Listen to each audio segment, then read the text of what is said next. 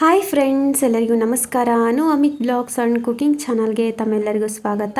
ನಾನು ಈ ದಿನ ದಿಢೀರಾಗಿ ಮಾವಿನಕಾಯಿ ಚಿತ್ರಾನ್ನ ಯಾವ ರೀತಿ ಮಾಡೋದು ಅಂತ ತೋರಿಸ್ತಾ ಇದ್ದೀನಿ. ಈ ಚಿತ್ರಾನ್ನ ಮಾಡೋದಕ್ಕೆ ಯಾವುದೇ ರೀತಿ ಈರುಳ್ಳಿ ಆಗಲಿ ಬೆಳ್ಳುಳ್ಳಿ ಆಗಲಿ ಯಾವುದೂ ಬೇಕಾಗಿಲ್ಲ. ತುಂಬ ಈಸಿಯಾಗಿ ಕೇವಲ 5 ನಿಮಿಷದಲ್ಲೇ ಕ್ವಿಕ್ಕಾಗಿ ಮಾಡ್ಕೊಳ್ಬೋದು. ತುಂಬಾ ಟೇಸ್ಟಿಯಾಗಿರುತ್ತೆ. ಬನ್ನಿ ಹಾಗಾದರೆ ಈ ಟೇಸ್ಟಿಯಾದ ಮಾವಿನಕಾಯಿ ಚಿತ್ರಾನ್ನ ಯಾವ ರೀತಿ ಮಾಡೋದು ಅಂತ ನೋಡೋಣ. ಮೊದಲನೇದಾಗಿ ಮಾವಿನಕಾಯಿ ಚಿತ್ರಾನ್ನ ಮಾಡೋದಕ್ಕೆ ನಾನು ಈ ರೀತಿ ಗುಂಡು ಮಾವಿನಕಾಯಿನ ತೊಗೊಂಡಿದ್ದೀನಿ. ಇದು ಹುಳಿ ಜಾಸ್ತಿ ಇರುತ್ತೆ. ಸ್ವಲ್ಪ ನಿಮಗೆ ಹುಳಿ ಕಮ್ಮಿ ಬೇಕು ಅನ್ನೋದಾದರೆ ಗೋ ಮಾವಿನಕಾಯಿಯನ್ನು ತೊಗೊಳ್ಬೋದು. ಇವಾಗ ಮಾವಿನಕಾಯಿಯನ್ನು ಚೆನ್ನಾಗಿ ತೊಳ್ಕೊಂಡ್ಬಿಟ್ಟು ಸಿಪ್ಪೆ ತೆಗಿಬಾರ್ದು, ಹಾಗೆಯೇ ಕಟ್ ಮಾಡ್ಕೊಳ್ಬೇಕು. ಚಿಕ್ಕ ಚಿಕ್ಕದಾಗಿ ಈ ರೀತಿ ಕಟ್ ಮಾಡಿಬಿಟ್ಟು ಇಟ್ಕೊಂಡಿದ್ದೀನಿ ನೋಡಿ ನಾನು. ಸೊ ನೀವು ಕೂಡ ಇದೇ ರೀತಿಯೇ ಕಟ್ ಮಾಡಿಬಿಟ್ಟು ಇಟ್ಕೊಳ್ಳಿ. ಇವಾಗ ಇದನ್ನು ಗ್ರೈಂಡ್ ಮಾಡ್ಕೊಳ್ಬೇಕು ನಾವು. ಅದಕ್ಕೋಸ್ಕರ ನಾನಿಲ್ಲೊಂದು ಮಿಕ್ಸಿ ಜಾರಿಗೆ ಕಟ್ ಮಾಡ್ಕೊಂಡಿರೋ ಮಾವಿನಕಾಯಿಯನ್ನು ಹಾಕ್ಕೊಳ್ತಾ ಇದ್ದೀನಿ. ಹಾಗೆ ಈ ಮಾವಿನಕಾಯಿ ಚಿತ್ರಾನ್ನ ಮಾಡೋದಕ್ಕೆ ಹಸಿಮೆಣಸಿನ್ಕಾಯಿನೂ ಕೂಡ ನಾವು ಪೇಸ್ಟ್ನ ಮಾಡ್ಕೊಳ್ಬೇಕಾಗುತ್ತೆ. ಅದಕ್ಕೋಸ್ಕರ ಅದೇ ಮಿಕ್ಸಿ ಜಾರಿಗೇ ನಾನು ಗ್ರೈಂಡ್ ಮಾಡ್ಕೊಳ್ಳೋದಕ್ಕೆ ಹಸಿಮೆಣಸಿನ್ಕಾಯಿನೂ ಹಾಕ್ಕೊಂಡ್ಬಿಟ್ಟು ಈ ರೀತಿ ಪೇಸ್ಟ್ ಮಾಡಿ ಇಟ್ಕೊಂಡಿದ್ದೀನಿ. ಈಗ ಗ್ಯಾಸ್ ಮೇಲೆ ಒಂದು ಬಾಣಲಿಯನ್ನು ಇಟ್ಕೊಂಡ್ಬಿಟ್ಟು 1 ಬೌಲಷ್ಟು ಎಣ್ಣೆನ ಹಾಕ್ಕೊಳ್ತಾ ಇದ್ದೀನಿ ನಾನು. ಎಣ್ಣೆ ಕಾದ ನಂತರ ಅರ್ಧ ಟೇಬಲ್ ಸ್ಪೂನಷ್ಟು ಸಾಸಿವೆ ಜೀರಿಗೆಯನ್ನು ಹಾಕ್ಕೊಳ್ತಾ ಇದ್ದೀನಿ. ಹಾಗೆ ಅರ್ಧ ಕಪ್ಪಷ್ಟು ಶೇಂಗಾ ಬೀಜನ ಹಾಕ್ಕೊಳ್ತಾ ಇದ್ದೀನಿ. ಸೊ ಈ ಚಿತ್ರಾನ್ನಕ್ಕೆ ಶೇಂಗಾ ಬೀಜ ಜಾಸ್ತಿ ಇದ್ರೇ ಚೆನ್ನಾಗಿರುತ್ತೆ. ಸೊ ನೋಡಿ, ಲೋ ಫ್ಲೇಮಲ್ಲೇ ಇಟ್ಕೊಂಡ್ಬಿಟ್ಟು ಶೇಂಗಾ ಬೀಜನ ರೋಸ್ಟ್ ಮಾಡ್ಕೊಳ್ಬೇಕು ನಾವು ಎಣ್ಣೆಯಲ್ಲಿ. ಹಾಗೆಯೇ ನಾನು 1-2 ಟೇಬಲ್ ಸ್ಪೂನಷ್ಟು ಕಡಲೆಬೇಳೆನ ಹಾಕ್ಕೊಳ್ತಾ ಇದ್ದೀನಿ. ಹಾಗೆ 2 ಟೇಬಲ್ ಸ್ಪೂನಷ್ಟು ಉದ್ದಿನಬೇಳೆನ ಹಾಕ್ಕೊಳ್ತಾ ಇದ್ದೀನಿ.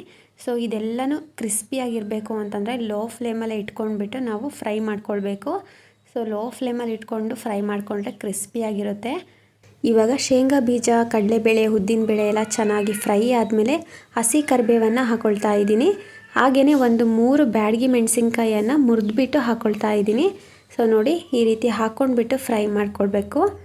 ಸೊ ಎಲ್ಲ ಚೆನ್ನಾಗಿ ಫ್ರೈ ಆಯಿತು ಅನ್ನಬೇಕಾದ್ರೆ ನಾವು ರುಬ್ಬಿ ಇಟ್ಕೊಂಡಿದ್ವಿ ಅಲ್ವಾ ಮಾವಿನಕಾಯಿ ಹಸಿಮೆಣಸಿನ್ಕಾಯಿದು ಪೇಸ್ಟು. ಸೊ ಅದನ್ನು ಹಾಕ್ಕೊಂಡ್ಬಿಟ್ಟು ನಾವು ಮಿಕ್ಸ್ ಮಾಡ್ಕೊಳ್ಬೇಕು. ಸೊ ನೋಡಿ, ಈ ರೀತಿ ಮಿಕ್ಸ್ ಮಾಡ್ಕೊಳ್ಬೇಕು. ಸೊ ಇದು ಚೆನ್ನಾಗಿ ಫ್ರೈ ಆಗಬೇಕು. ಮಾವಿನಕಾಯ್ದೆಲ್ಲ ಹಸಿ ಸ್ಮೆಲ್ಲು ಹೋಗಬೇಕು, ಅಲ್ಲಿವರೆಗೂ ನಾವು ಫ್ರೈ ಮಾಡ್ಕೊಳ್ಬೇಕಾಗುತ್ತೆ. ಸೊ ನೋಡಿ, ಈಗ ರುಚಿಗೆ ಸ್ವಲ್ಪ ಉಪ್ಪು ಹಾಗೆ ಅರ್ಧ ಟೇಬಲ್ ಸ್ಪೂನಷ್ಟು ಅರಶಿನ ಪುಡಿನ ಹಾಕ್ಕೊಳ್ತಾ ಇದ್ದೀನಿ. ಸೊ ಇದೆಲ್ಲನೂ ಹಾಕಿಬಿಟ್ಟು ಚೆನ್ನಾಗಿ ಮಿಕ್ಸ್ ಮಾಡ್ಕೊಳ್ಳೋಣ. ಸೊ ಲೋ ಫ್ಲೇಮಲ್ಲೇ ಇಟ್ಕೊಂಡ್ಬಿಟ್ಟು ಮಾಡ್ಕೊಳ್ಬೇಕು ಇದನ್ನು. ಇವಾಗ ಅರ್ಧ ಕಪ್ಪಷ್ಟು ನಾನು ತೆಂಗಿನಕಾಯಿ ತುರಿನ ಹಾಕ್ಕೊಳ್ತಾ ಇದ್ದೀನಿ. ಹಾಗೆ ಕೊತ್ತಂಬರಿ ಸೊಪ್ಪನ್ನು ಕೂಡ ಹಾಕ್ಕೊಳ್ತಾ ಇದ್ದೀನಿ. ಸೊ ಇದೆಲ್ಲನೂ ಹಾಕ್ಕೊಂಡ್ಬಿಟ್ಟು ಚೆನ್ನಾಗಿ ಮಿಕ್ಸ್ ಮಾಡ್ಕೊಳ್ಳೋಣ. 1-2 ನಿಮಿಷ ಹಾಗೆಯೇ ಫ್ರೈ ಮಾಡ್ಕೊಳ್ಳೋಣ. ಈ ಥರ ಮಾವಿನಕಾಯಿ ಚಿತ್ರಾನ್ನ ಮಾಡಿಕೊಂಡ್ರೆ ಅಂತೂ ಹುಳಿ ಖಾರವಾಗಿ ತುಂಬಾ ಟೇಸ್ಟಿಯಾಗಿರುತ್ತೆ. ಸೊ ನೀವು ಹುಳಿ ಜಾಸ್ತಿ ತಿನ್ನಲ್ಲ ಅನ್ನೋರು ಈ ಟೈಮಲ್ಲಿ ಸ್ವಲ್ಪ ಬೆಲ್ಲನ ಹಾಕಿಬಿಟ್ಟು ಗೊಜ್ಜನ್ನ ರೆಡಿ ಮಾಡ್ಕೊಳ್ಬೋದು. ತುಂಬಾ ಚೆನ್ನಾಗಿರುತ್ತೆ. ಸೊ ನೋಡಿ, ಎಣ್ಣೆ ಎಲ್ಲ ಬಿಟ್ಕೊಂಡಿದೆ. ಸೊ ಇವಾಗ ಗೊಜ್ಜು ರೆಡಿಯಾಗಿದೆ. ಸೊ ನೋಡಿ, ಚಿತ್ರಾನ್ನದ ಗೊಜ್ಜು ಜಾಸ್ತಿ ಇರೋದ್ರಿಂದ ನಾನು ಸ್ವಲ್ಪ 1 ಬೌಲ್ಗೆ ಎತ್ತಿಟ್ಕೊಳ್ತಾ ಇದ್ದೀನಿ. ಸೊ ಈ ಥರ ಎತ್ತಿಟ್ಕೊಂಡ್ಬಿಟ್ಟು 3 ದಿನ ಇಟ್ಕೊಂಡು ತಿನ್ಬೋದು. ತುಂಬಾ ರುಚಿಯಾಗಿರುತ್ತೆ. ಸೊ ಬೇಗ ಕೆಡೋದಿಲ್ಲ, ತುಂಬಾ ಚೆನ್ನಾಗಿರುತ್ತೆ. ಸೊ ನೋಡಿ, ಸಪ್ರೇಟಾಗಿ ಎತ್ತಿಟ್ಕೊಂಡಿದ್ದೀನಿ ಇಷ್ಟು. ಸೊ ಉಳಿದಿರೋ ಗೊಜ್ಜಿಗೆ ನಾನು ಮುಂಚೆನೇ ಮಾಡಿಟ್ಕೊಂಡಿರೋ ಅನ್ನನ ಹಾಕಿಬಿಟ್ಟು ನಾನು ಮಿಕ್ಸ್ ಮಾಡ್ಕೊಳ್ತೀನಿ. ಸೊ ತುಂಬಾ ಚೆನ್ನಾಗಿರುತ್ತೆ, ಹುಳಿ ಖಾರವಾಗಿ.